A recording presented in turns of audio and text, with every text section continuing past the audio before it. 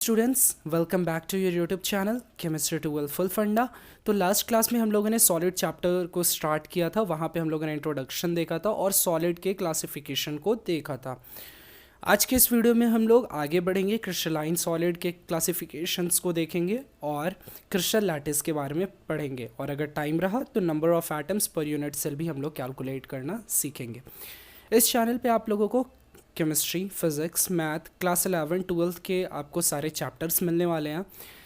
तो चैनल को सब्सक्राइब कर ले और नोटिफिकेशन बेल को हिट कर ले। जितने भी एग्जांपल्स होंगे, एक्सरसाइज क्वेश्चन होंगे, इंटेक्स क्वेश्चन होंगे, अगर मैथ की बात करूँ मिसलिनियस के क्वेश्चंस होंगे, सारे चीज़ों को सॉल्व किया जाएगा यहाँ पे। इसके साथ ही साथ जेईई मेंस के क्वेश्चन और नीट के क्वेश्चंस को भी सॉल्व किया जाएगा, ताकि आप वेल प्रिपेयर्ड हो जाए कॉम्पिटिटिव एग्ज़ाम्स के लिए भी। आइए चलते आज के सेशन को स्टार्ट करते हैं। तो सबसे पहले हम लोग क्या करते हैं, रिवाइज कर लेते हैं जो लास्ट क्लास में हम लोगों ने पढ़ा था। ठीक है, उसको रिवाइज कर लेते हैं। 5 to 10 मिनट्स लगेंगी ताकि सारा कुछ रिकॉल हो जाए और पढ़ने में मज़ा आए। उसके बाद फिर हम लोग आज के चीज़ों को स्टार्ट करेंगे। सबसे पहले हम लोगों ने मैटर को देखा था। मैटर क्या होता है? Anything that occupies space and mass is called matter. अब मैटर को क्लासिफाई किया गया फिजिकल बेसिस पे एंड केमिकल बेसिस पे। फिजिकल बेसिस पे solid, liquid and gas. Solid जिसका फिक्स शेप, फिक्स वॉल्यूम होता है, लिक्विड जिसका फिक्स्ड वॉल्यूम होता है बट उसका फिक्स शेप नहीं होता है, और गैस जिसका ना ही फिक्स्ड वॉल्यूम होता है ना ही फिक्स्ड शेप होता है। इसके बाद हम लोगों ने केमिकल क्लासिफिकेशन किया था मैटर का, जिसमें हम लोगों ने प्योर और मिक्सचर के रूप में तोड़ा था। मिक्सचर को फर्दर हम लोग ने डिवाइड किया था homogeneous and heterogeneous mixture. Homogeneous mixture वैसा मिक्सचर जिसमें यूनिफॉर्म डिस्ट्रीब्यूशन होता है, और हेट्रोजेनस जिसमें यूनिफॉर्म डिस्ट्रीब्यूशन नहीं होता है। जिसमें हम लोग पार्टिकल्स आइडेंटिफाई करते हैं वो हेट्रोजेनस, जिसमें नहीं कर पाते हैं वो हमारा होमोजेनस। प्योर को फिर हम लोगों ने तोड़ा एलिमेंट एंड कंपाउंड के रूप में। इसके बाद हम लोगों ने सॉलिड के कैरेक्टरिस्टिक्स को देखा था। सबसे पहला जो कैरेक्टरिस्टिक्स था वो था definite shape and definite volume. फिर इसमें जो इंटरमॉलिक्यूलर स्पेस होता है, इंटरमॉलिक्यूलर स्पेस क्या होता है? तो कंस्टिट्यूएंट पार्टिकल्स के बीच में जो जगह होता है उसको हम लोग क्या बोलते हैं? Intermolecular space. ठीक है, जैसे ये हमारा सॉलिड है, ये हमारा कंस्टिट्यूएंट पार्टिकल्स है, तो ये जो स्पेस है हमारा, या फिर ये जो स्पेस है, ये जो स्पेस है, इसको हम लोग क्या बोलते हैं? Intermolecular space. इंटर का मतलब होता है अंदर, दो मॉलिक्यूल के बीच का जो जगह होगा उसको हम लोग क्या बोलते हैं? Intermolecular space. ठीक है, तो इंटरमॉलिक्यूलर डिस्टेंसेस जो होता है वो शॉर्ट होता है।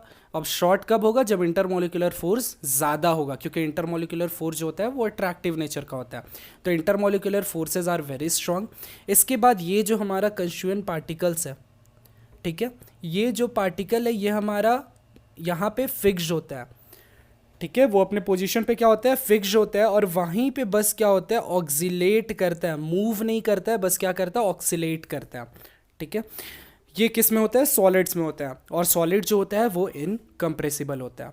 इसके बाद हम लोगों ने देखा solid to liquid and liquid to gas कैसे हम लोग कन्वर्ट करते हैं। तो यहाँ पे मैंने एक चीज़ बताया था आप लोगों को, अगर आपको याद होगा तो, कि कंस्टिट्यूएंट पार्टिकल्स के बीच में दो फोर्स लगता है। एक है इंटरमॉलिक्यूलर फोर्स एंड सेकंड है आपका थर्मल एनर्जी। इंटरमॉलिक्यूलर फोर्स जो अभी मैंने बताया कि अट्रैक्टिव होता है, और थर्मल एनर्जी जो होता है वो रिपल्सिव होता है। अब सॉलिड्स में क्या होता है? इंटरमॉलिक्यूलर फोर्स ज़्यादा होता है, जिसके वजह से जो कंस्टिट्यूएंट पार्टिकल्स है वो एक दूसरे के नज़दीक होता है, जबकि थर्मल एनर्जी इसमें क्या होता है? कम होता है। अब सॉलिड टू लिक्विड होने के लिए क्या होता है? जब हम लोग हीट करते हैं सॉलिड को, तो जब सॉलिड को हीट करते हैं दैट मीन्स हम लोग थर्मल एनर्जी उसको दे रहे हैं, तो थर्मल एनर्जी क्या हो जाता है? इंक्रीज़ हो जाता है। अब थर्मल एनर्जी की वजह से क्या होता है? यहाँ जो कंस्टिट्यूएंट पार्टिकल्स दिख रहा है ये और तेज़ में ऑक्सीलेट करने लगता है, और तेज़ में वो अपने पोजीशन पे मूव करने लगता है। मूव वर्ड यूज़ ना करके ऑक्सीलेट वर्ड ही बेटर रहेगा। तो ऑक्सीलेट करने लगता है। तो अब ये क्या होता है? नेक्स्ट पार्टिकल से टकराता है और उन दोनों के बीच में स्पेस जनरेट हो जाता है।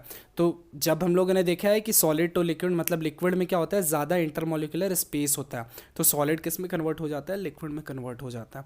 इसी तरह लिक्विड को जब हम लोग हीट करते हैं तो उस केस में फिर वो क्या होता है? और स्पेस जनरेट हो जाता है और वो गैस में कन्वर्ट हो जाता है। इसके बाद हम लोगों ने सॉलिड के क्लासिफिकेशन को देखा था on the basis of arrangement of constituent particles, जिसमें हम लोगों ने दो भाग में तोड़ा था, crystalline and amorphous. Crystalline solid क्या होता है? वैसा सॉलिड जिसका जो कंस्टिट्यूएंट पार्टिकल्स होगा वो एक डेफिनेट ज्योमेट्रिक पैटर्न में अरेंज किया होगा। एमॉर्फस में हम लोगों ने देखा कि कंस्टिट्यूएंट पार्टिकल्स का कोई भी फॉर्म नहीं रहता है, इरेगुलर फॉर्म होता है। फिर आया बात ऑर्डर का। ऑर्डर क्या होता है, ये जो ज्योमेट्रिक पैटर्न हो रहा है इसी को हम लोग क्या बोल रहे हैं, ऑर्डर बोल रहे हैं। तो क्रिस्टलाइन सॉलिड में क्या होता है, लॉन्ग रेंज ऑर्डर होता है, मतलब जो कंस्टिट्यूएंट पार्टिकल्स होता है वो लंबी लंबी डिस्टेंस तक सेम पैटर्न रहता है, इसीलिए उसको हम लोग क्या बोलते हैं, लॉन्ग रेंज ऑर्डर। जबकि जो एमॉर्फस होता है इसका शॉर्ट रेंज ऑर्डर होता है। कहने का मतलब क्या हो गया, छोटे डिस्टेंस तक सेम पैटर्न, फिर छोटे डिस्टेंस तक सेम पैटर्न, फिर छोटे डिस्टेंस तक सेम पैटर्न। ये है हमारा long range order and short range order. एक और चीज़ है यहाँ पे स्यूडो सॉलिड्स या फिर सुपरकूल्ड लिक्विड्स। वो क्या होता है, एमॉर्फस सॉलिड को हम लोग क्या बोलते हैं, स्यूडो सॉलिड, या फिर बोलते हैं सेमी सॉलिड, या फिर सुपरकूल्ड लिक्विड। मतलब सॉलिड तो है बट वो पूरी तरह से सॉलिड नहीं है, जबकि क्रिस्टलाइन को हम लोग क्या बोलते हैं, ट्रू सॉलिड। अब ये सुपरकूल्ड लिक्विड क्यों बोलते हैं, तो एमॉर्फस सॉलिड का टेंडेंसी होता है फ्लो करने का, जैसे लिक्विड का टेंडेंसी होता है फ्लो करने का, उसी तरह एमॉर्फस सॉलिड का भी टेंडेंसी क्या होता है, फ्लो करने का। हालांकि ये जो रेट होता है वो बहुत धीरे होता है। इस पे हम लोग, अगर आप लोगों ने एनसीईआरटी लाइन बाय लाइन पढ़ा होगा तो उसमें आपने देखा होगा कि विंडो का पेन जो होता है वो थिकर होते जाता है बॉटम पे इन समर सीजन। क्यों होता है ऐसा, तो जो ग्लास होता है विंडो का वो होता है एमॉर्फस सॉलिड। अब जब गर्मी आता है तो गर्मी में क्या होता है, चूंकि एमॉर्फस सॉलिड का तो टेंडेंसी है फ्लो करने का, तो जैसे ही गर्मी आएगा, एनर्जी आएगा, तो वो क्या होगा, धीरे धीरे फ्लो करना स्टार्ट हो जाएगा। और ऐसे करते करते क्या होगा, सारा ऊपर का लेयर नीचे आके बैठ जाएगा, जिसकी वजह से जो बॉटम लेयर होता है विंडो का समर सीजन में वो थिक हो जाता है। तो ये आया हमारा pseudo solid and supercooled liquid. इसके बाद एक आपका प्रॉपर्टी है जो है आपका एनाइजोट्रॉपिक प्रॉपर्टी। एनाइजोट्रॉपिक प्रॉपर्टी क्या होता है, जब हम लोग क्या करते हैं, किसी भी फिजिकल क्वांटिटी को किसी भी सॉलिड में अलग अलग डायरेक्शन में मेज़र करते हैं, और हर एक डायरेक्शन में जब अलग अलग आता है, फॉर एग्जांपल ये मैंने सॉलिड लेके देखा था, ये आप देख रहे हैं यहाँ पे सॉलिड लिया था, इसका ये कंस्टिट्यूएंट पार्टिकल्स है। अब हम लोग क्या कर रहे हैं, इस डायरेक्शन में रिफ्रैक्टिव इंडेक्स मेज़र कर रहे हैं एक बार, और दूसरी बार क्या कर रहे हैं, इस डायरेक्शन में रिफ्रैक्टिव इंडेक्स मेज़र कर रहे हैं। अगर दोनों क्या होता है, डिफरेंट आता है, तो इसको हम लोग क्या बोलते हैं, एनाइजोट्रॉपिक सॉलिड। ठीक है, क्योंकि इसमें जो फिजिकल क्वांटिटी आया अलग अलग डायरेक्शन में वो अलग अलग आया, और जब सेम रहता है तो उसको हम लोग बोलते हैं आइजोट्रॉपिक। आइजो का मतलब होता है सेम, तो जब सेम रहता है उसको हम लोग बोलते हैं आइजोट्रॉपिक इन नेचर। अब इसके बाद था हमारा classification, sorry, difference between crystalline solid and amorphous solid. एक तरफ मैंने लिखा प्रॉपर्टी, दूसरे क्रिस्टलाइन, और तीसरा एमॉर्फस। प्रॉपर्टी में सबसे पहला शेप, तो क्रिस्टलाइन का जो होता है वो डेफिनेट कैरेक्टरिस्टिक शेप होता है, एमॉर्फस का इरेगुलर शेप होता है। ऑर्डर की अगर बात करें, long range order, short range order, अभी हम लोगों ने देखा नेचर। क्रिस्टलाइन को हम लोग बोलते हैं ट्रू सॉलिड, पक्का सॉलिड, और एमॉर्फस जो होता है हम लोग का होता है सेमी सॉलिड, मतलब टेंडेंसी होता है उसके पास फ्लो करने का। एनाइजोट्रॉपिक, क्रिस्टलाइन होता है एनाइजोट्रॉपिक इन नेचर, जबकि एमॉर्फस जो होता है वो आइजोट्रॉपिक होता है। और अगर मेल्टिंग पॉइंट की बात करें तो जो क्रिस्टलाइन होता है उसका शार्प मेल्टिंग पॉइंट होता है, और एमॉर्फस का एक रेंज होता है। जैसे कि अगर क्रिस्टलाइन की बात करें तो मान लेते हैं 1000 डिग्री सेल्सियस पे वो क्या हो रहा है, मेल्ट हो रहा है। वही अगर एमॉर्फस आ जाएगा तो वो हो जाएगा 900 to 1000, मतलब 900 से 1000 केल्विन के बीच में वो कभी भी मेल्ट हो सकता है, धीरे धीरे मेल्ट करता है। ठीक है, क्लीवेज प्रॉपर्टी, मतलब जब हम लोग क्या करते हैं, सॉलिड को कट करते हैं, तो जब क्रिस्टलाइन की बात करें तो जब उसको हम लोग कट करेंगे तो दोनों कटा हुआ हिस्सा आइडेंटिकल होगा किसमें, क्रिस्टलाइन में, और अनआइडेंटिकल होगा किसमें, एमॉर्फस में।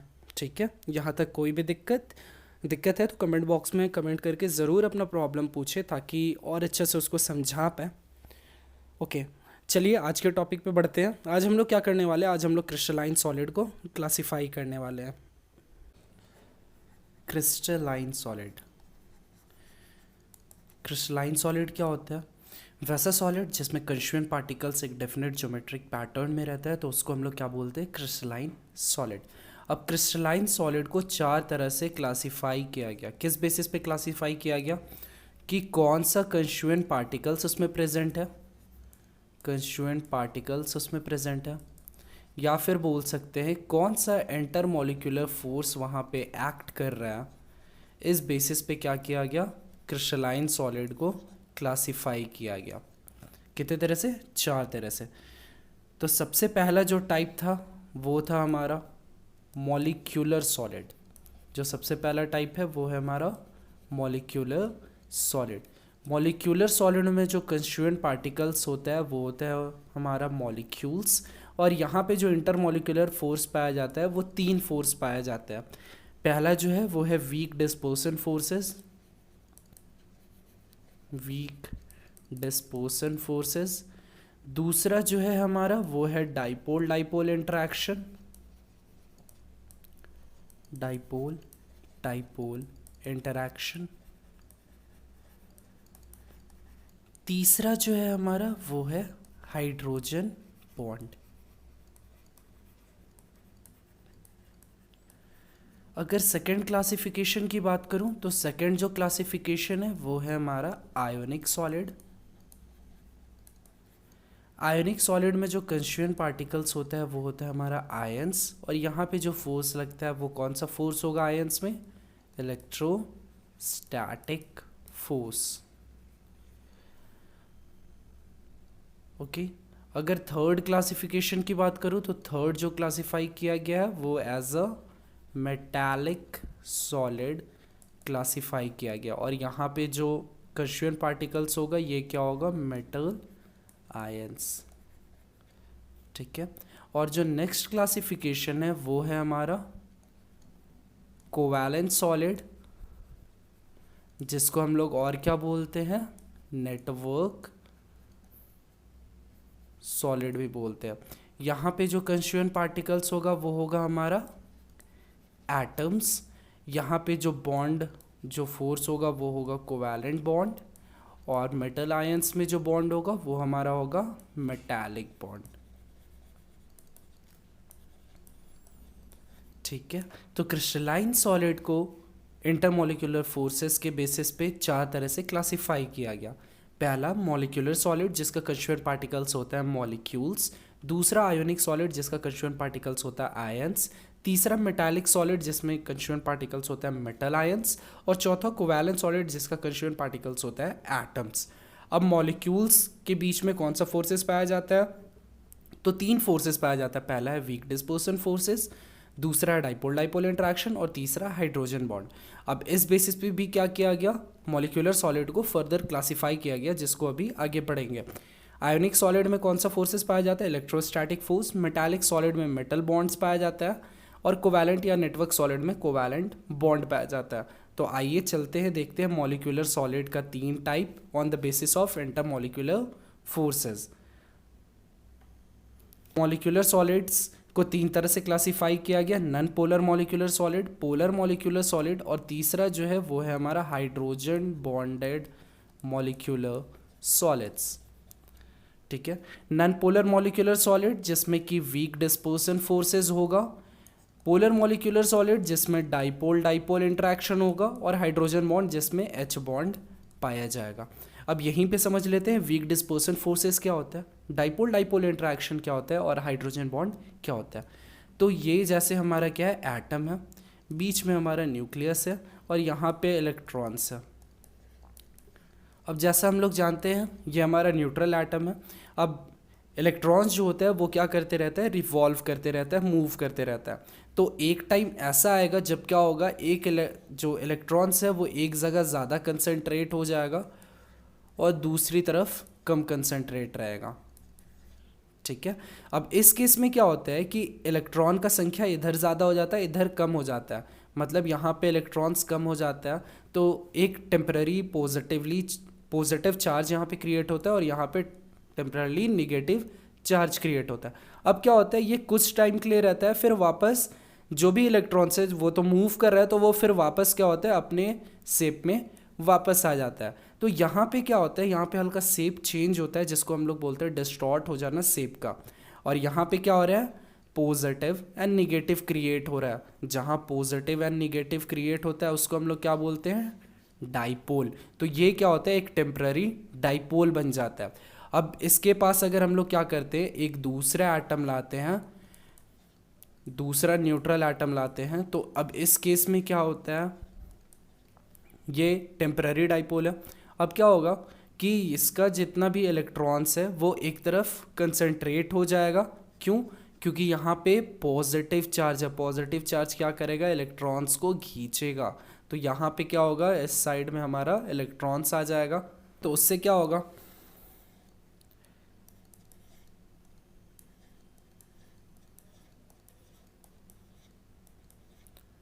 अब फिर यहाँ पे कम इलेक्ट्रॉन्स रहेगा, तो ये फिर डल पॉजिटिव और ये डल निगेटिव। अब ये डेल पॉजिटिव और डेल नेगेटिव के बीच में क्या होता है, फोर्स बनता है, इसी को हम लोग क्या बोलते हैं, वीक डिस्पर्सन फोर्सेस, जिसका दूसरा नाम और क्या है, लंदन फोर्सेस। अब ये जो होता है वो टेम्पररी फोर्स होता है, क्योंकि फिर क्या होगा, ये जो इलेक्ट्रॉन्स होगा ये वापस अपने पोजीशन पे आ जाएगा, तो अब ये भी जो इलेक्ट्रॉन्स होगा वो भी क्या हो जाएगा, वापस अपने पोजीशन पे आ जाएगा। इसीलिए ये क्या होता है, वीक नेचर का होता है। ठीक है, ये हमारा क्या, नॉन पोलर मॉलिक्यूलर सॉलिड्स में जो वीक डिस्पर्सन फोर्सेस पाया जाता है। बात समझ में आया? अगर नहीं समझ में आएगा तो कमेंट बॉक्स में आप फ्रीली कोई भी क्वेश्चन पूछ सकते हो। दूसरा जो है वो है हमारा dipole dipole interaction. Dipole dipole interaction का एग्जांपल जैसे कि एक HF मॉलिक्यूल है।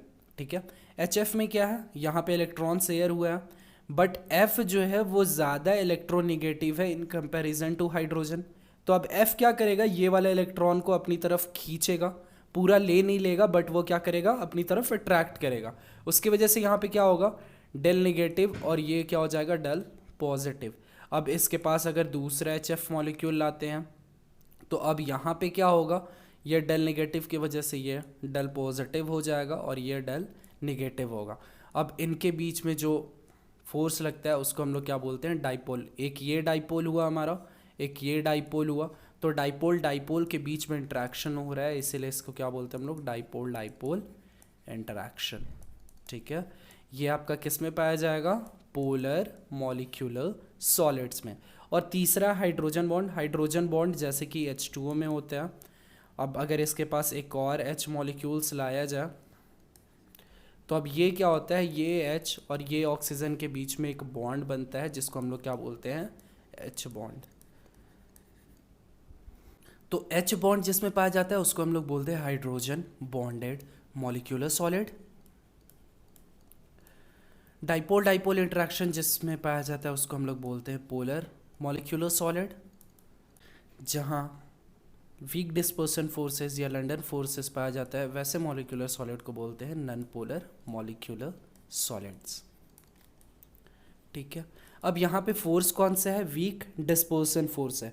वीक डिस्पर्सन फोर्स होने की वजह से ये जो नॉन पोलर मॉलिक्यूलर सॉलिड होता है ये सॉफ्ट होता है, ईजिली ब्रेक किया जा सकता है। इसके साथ ही साथ इसका जो मेल्टिंग पॉइंट होगा या फिर बॉइलिंग पॉइंट होगा वो भी क्या होता है, लो होता है।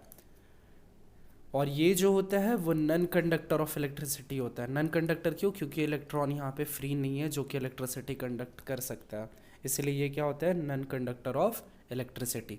अगर हम लोग बात करें किसकी, पोलर मॉलिक्यूलर सॉलिड्स की, तो पोलर मॉलिक्यूलर सॉलिड्स भी क्या होता है आपका, नॉन कंडक्टर होता है, नॉन कंडक्टर होता है। ये भी जो होता है वो सॉफ्ट होता है। ठीक है, और इसका जो मेल्टिंग पॉइंट और बॉइलिंग पॉइंट है वो in comparison to non polar molecular solids हल्का ज़्यादा होता है, बट ये भी क्या होता है, low melting point and boiling point होता है। अगर वही बात करें हाइड्रोजन बॉन्डेड मॉलिक्यूलर सॉलिड, तो या तो ये वोलेटाइल लिक्विड होंगे या फिर सॉफ्ट सॉलिड्स होंगे। ये भी क्या होते हैं, नॉन कंडक्टर ऑफ इलेक्ट्रिसिटी होते हैं।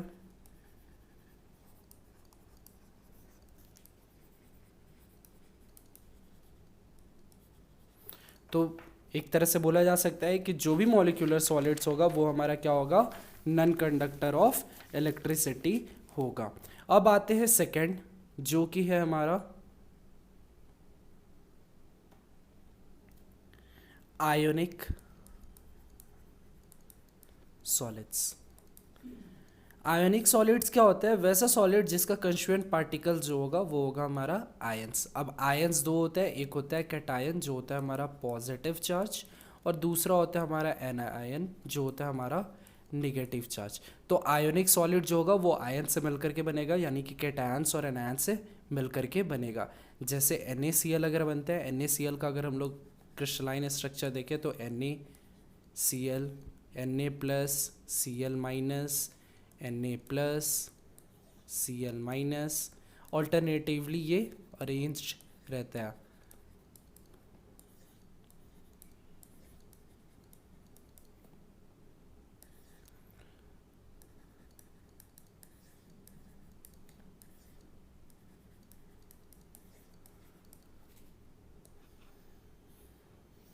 ये हमारा क्या NaCl का स्ट्रक्चर जो कि Na प्लस आयन और Cl माइनस आयन से मिल करके बना है। इसके बीच में जो फोर्स पाया जाता है वो कौन सा फोर्स होता है?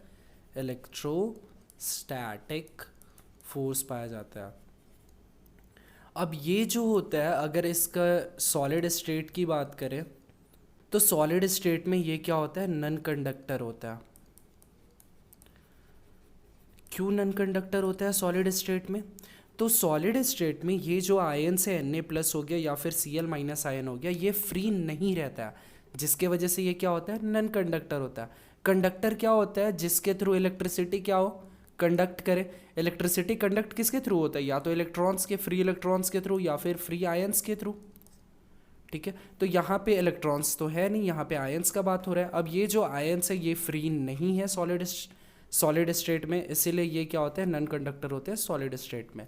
बट अगर इसको डिज़ोल्व किया जाए या फिर मोल्टन स्टेट में लाया जाए, डिज़ोल्व और मोल्टन स्टेट, तो ये जो आयंस होता है, अब आयंस क्या हो जाता है? फ्री हो जाता है और ये इलेक्ट्रिसिटी कंडक्ट करता है, यानी कि गुड कंडक्टर ऑफ इलेक्ट्रिसिटी बन जाता है। इसके साथ अब यहाँ पे फोर्स कौन सा पाया जा रहा है? Electrostatic force. इलेक्ट्रोस्टैटिक फोर्स जो होता है वो बहुत स्ट्रांग होता है, जिसके वजह से इसका जो मेल्टिंग पॉइंट है या फिर बॉइलिंग पॉइंट है वो क्या होता है? हाई होता है। ठीक है, ये जो होता है वो हार्ड होता है, और इसका जो वेपराइजेशन है वो भी, एंथैल्पी ऑफ वेपराइजेशन वो भी ज़्यादा होता है।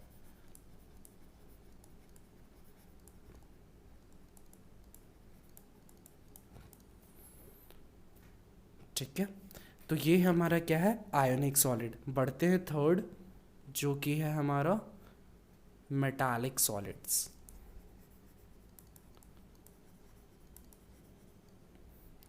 मेटालिक सॉलिड्स क्या होता है? जिसका कंस्टिट्यूएंट पार्टिकल्स क्या होता है? मेटल आयंस होता है। मेटल आयंस क्या होता है?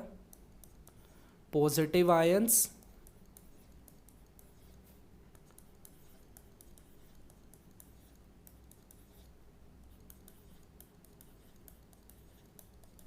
Surrounded by sea of electrons.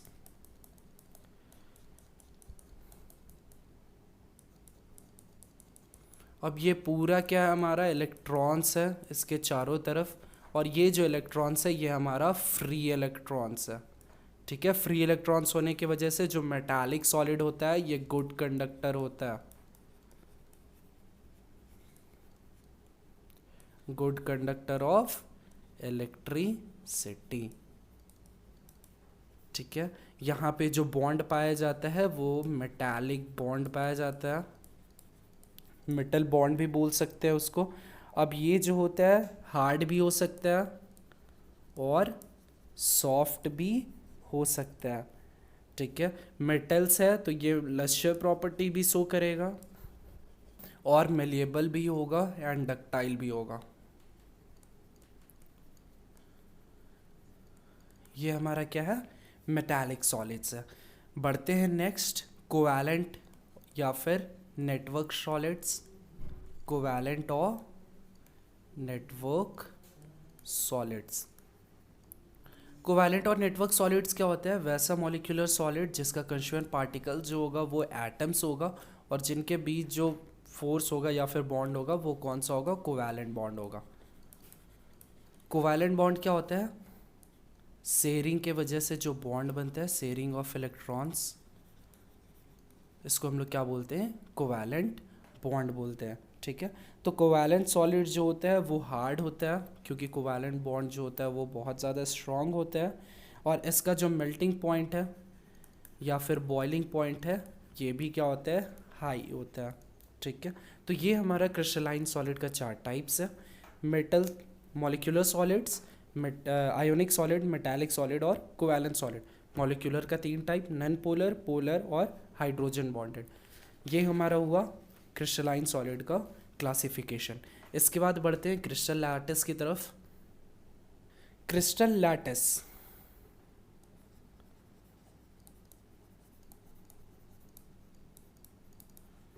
जब क्या किया जाए, कंस्टिट्यूएंट पार्टिकल्स को 3D अरेंज कर दिया जाए, कंस्टिट्यूएंट पार्टिकल्स को क्या कर दे हम लोग, 3D अरेंजमेंट दे दें, तो उसको हम लोग क्या बोलते हैं, crystal lattice.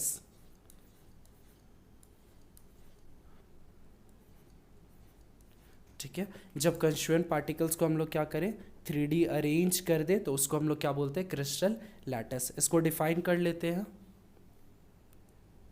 A regular arrangement of the constituent particles। अब constituent particles क्या हो सकता है, एटम भी हो सकता है, मॉलिक्यूल्स भी हो सकता है, और आयंस भी हो सकता है। तो जब constituent particles को हम लोग क्या करें, of a crystalline solid 3D arrange कर दे इन 3D स्पेस, तो उसको हम लोग क्या बोलते हैं, crystal lattice. Constituent particles crystalline solid का जब 3D अरेंज कर दिया जाए, तो उसको हम लोग क्या बोलते हैं, क्रिस्टल लैटिस। और जो क्रिस्टल लैटिस का सबसे छोटा पार्ट होगा, स्मॉलेस्ट यूनिट, इसको हम लोग बोलते हैं यूनिट सेल। यूनिट सेल क्या होता है, smallest repeating unit in a space lattice is called unit cell. Unit cell क्या होता है, smallest repeating unit of crystal lattice. जैसे अगर यहाँ पे क्या करते हैं हम लोग,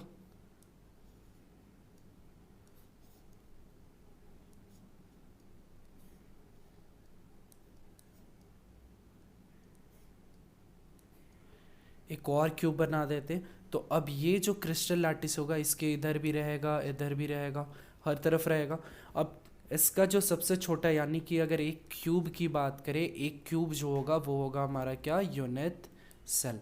ठीक है, क्रिस्टल लैटिस का जो सबसे स्मॉलेस्ट यूनिट होता है, उसको हम लोग क्या बोलते हैं, unit cell, smallest repeating unit, जिसको बार बार अगर रिपीट किया जाए तो हम लोग का क्रिस्टल लैटिस फॉर्म कर जाए, उस स्मॉलेस्ट रिपीटिंग यूनिट को हम लोग क्या बोलते हैं, क्रिस्टल लैटिस। पैरामीटर्स क्या होता है क्रिस्टल लैटिस का, तो जैसे एक यूनिट सेल से हम लोग करते हैं, यूनिट सेल का डायमेंशन अलोंग इट्स एजेस, ये होता है हमारा पहला पैरामीटर, यानी ए बी सी, ये हमारा क्या है, पहला पैरामीटर क्रिस्टल लैटिस का। और दूसरा पैरामीटर जो होता है वो होता है हमारा एंगल बिटवीन द एजेस, ये एंगल और ये एंगल, इसको हम लोग क्या बोलते हैं, अल्फा बीटा एंड गामा। तो ये जो अल्फा बीटा गामा होगा, ये एक पैरामीटर है, और दूसरा पैरामीटर जो है वो डायमेंशन अलोंग इट्स एजेस। तो इसको लिख लेते हैं हम लोग, पहला पैरामीटर क्या है हमारा, dimension along its edges A B and C, its dimensions along the edges A, B and C। और जो सेकंड पैरामीटर है वो हमारा क्या है, angle between the edges A, B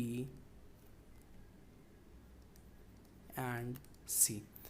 ठीक है, ये हमारा क्या है, पैरामीटर्स ऑफ क्रिस्टल लैटिस। इसके बाद आता है कैरेक्टरिस्टिक्स।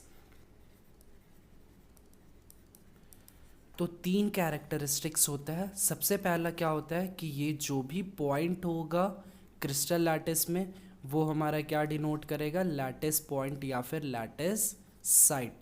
ठीक है, तो जो सबसे पहला कैरेक्टरिस्टिक्स है वो क्या है, each point in a crystal lattice is called lattice point और lattice site। ये हमारा क्या है, पहला कैरेक्टरिस्टिक्स। अगर सेकंड कैरेक्टरिस्टिक्स की बात करें तो जो सेकंड है वो हमारा क्या है कि each lattice point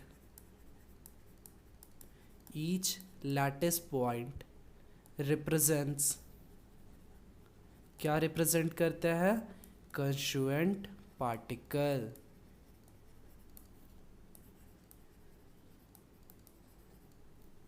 constituent particles क्या होते हैं, एटम, मॉलिक्यूल्स और आयंस। और जो थर्ड है वो क्या है कि जब हम लोग क्या करें, लैटिस पॉइंट को अरेंज कर दे 3D, तो वो हमारा क्या आ जाएगा, क्रिस्टल लैटिस आ जाएगा। द 3D अरेंजमेंट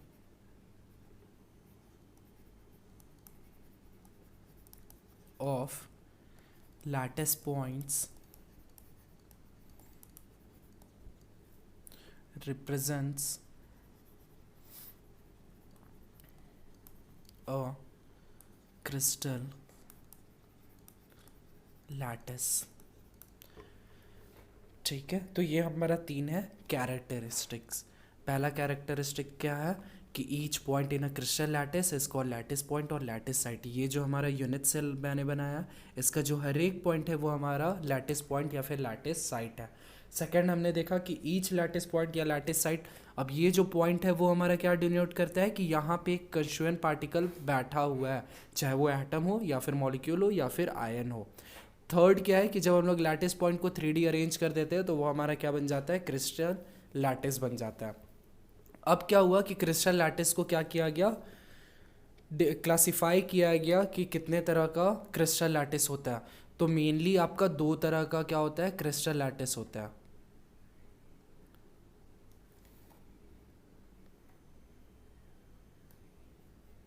अगर क्रिस्टल लैटिस को क्लासिफाई करें, क्रिस्टल लैटिस को क्या किया गया, 2 तरह से क्लासिफाई किया गया। पहला है आपका क्या, प्रिमिटिव यूनिट सेल, और दूसरा जो है वो है हमारा सेंटर्ड यूनिट सेल। दूसरा हमारा क्या है, centred unit cell. Primitive unit cell क्या होता है, वैसा यूनिट सेल जिसमें कंस्टिट्यूएंट पार्टिकल्स जो होगा वो बस कॉर्नर्स पे प्रेजेंट होगा। ठीक है, अगर यहाँ पे यूनिट सेल बनाते हैं,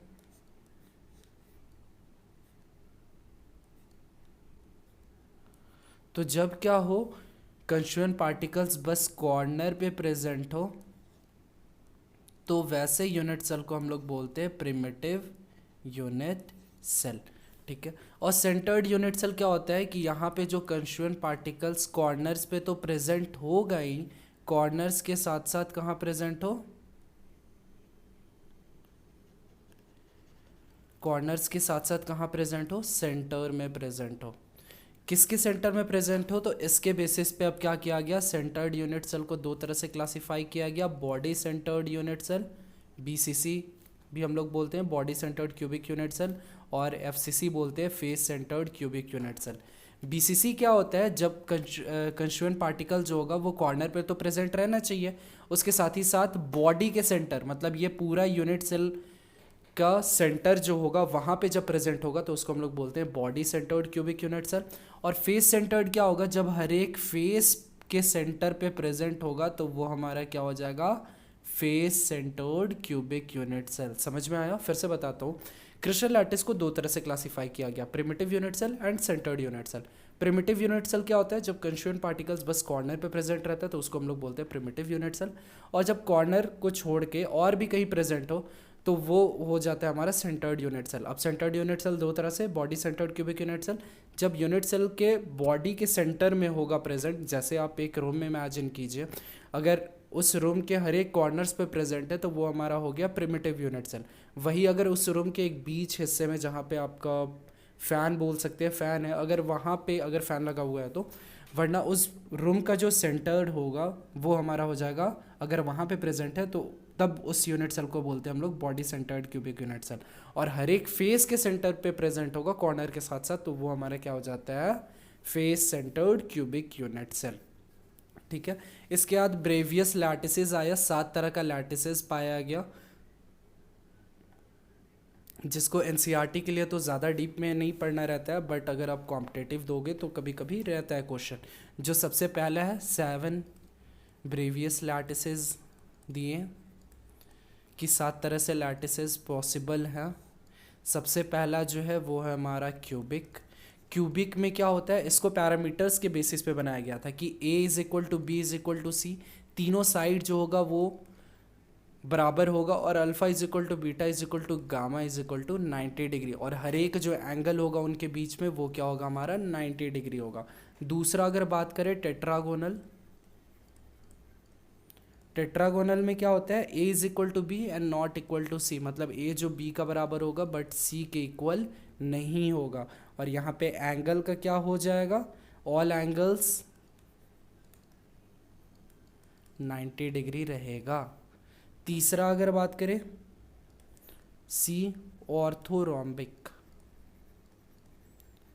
ऑर्थोरोम्बिक में क्या होता है, इसमें तीनों जो होगा वो एक दूसरे से अनइक्वल होगा, मतलब तीनों अलग होगा, और यहाँ पे जो एंगल्स है, एंगल्स जो होगा वो 90 डिग्री रहेगा।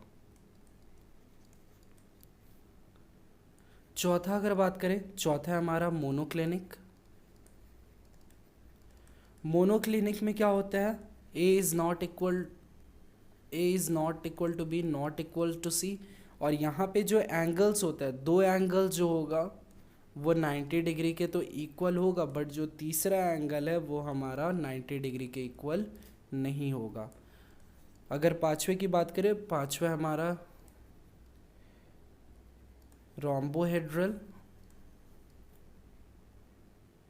और जो छठा है हमारा हेक्सागोनल, और सातवां जो है वो है हमारा ट्राइक्लिनिक। रोम्बोहेड्रल में क्या होता है, a is equal to B is equal to C, but जो alpha is equal to beta is equal to gamma, but ये 90 डिग्री के इक्वल नहीं होगा। हेक्सागोनल की बात करें, हेक्सागोनल में a is equal to B is not equal to C, और दो एंगल जो होगा वो 90 डिग्री के इक्वल होगा, और जो तीसरा एंगल होगा वो 120 डिग्री के इक्वल होगा। और ट्राइक्लिनिक की बात करें, ट्राइक्लिनिक में क्या होगा, a is not equal to B is not equal to C, और यहाँ पे तीनों एंगल्स भी जो होगा वो भी डिफरेंट होगा। तो यहाँ पे जो आपका इम्पॉर्टेंट है, एक ये आपका ट्राइक्लिनिक, क्यूबिक, ऑर्थोरोम्बिक और मोनोक्लिनिक, ये चार जो है वो आपका इंपॉर्टेंट है। क्यूबिक में a is equal to B is equal to C रहता है, and alpha is equal to beta is equal to gamma is equal to 90 degree. वही अगर बात करें टेट्रागोनल की, a is equal to B but not equal to C, और चारों angle जो होता है वो 90, तीनों एंगल जो होता है वो 90 डिग्री के इक्वल होता है। ट्राइक्लिनिक में a is not equal to B not equal to C, और तीनों एंगल जो होता है वो एक दूसरे के भी इक्वल नहीं रहता है और 90 डिग्री के भी इक्वल नहीं रहता है। वही अगर मोनोक्लिनिक की बात करें, a इज़ जो तीनों डायमेंशन है, तीनों एजेस हैं, तीनों साइड जो है वो अनइक्वल रहता है, दो एंगल्स 90 डिग्री के इक्वल होता है और एक एंगल जो होता है वो 90 डिग्री के इक्वल नहीं होता। तो आज हम लोगों ने पढ़ा क्रिस्टलाइन सॉलिड का क्लासिफिकेशन और क्रिस्टल लैटिस और ब्रेवियस लैटिसेस के। नेक्स्ट क्लास में हम लोग क्या करेंगे, number of atoms per unit cell पढ़ेंगे। उसके नेक्स्ट क्लास में हम लोग पैकिंग एफिशिएंसी पढ़ेंगे, फिर हम लोग डिफेक्ट्स के बारे में पढ़ेंगे, और फिर एंटेक्स्ट और एक्सरसाइज के क्वेश्चंस को सॉल्व करेंगे।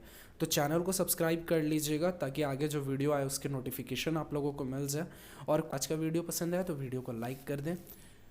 धन्यवाद।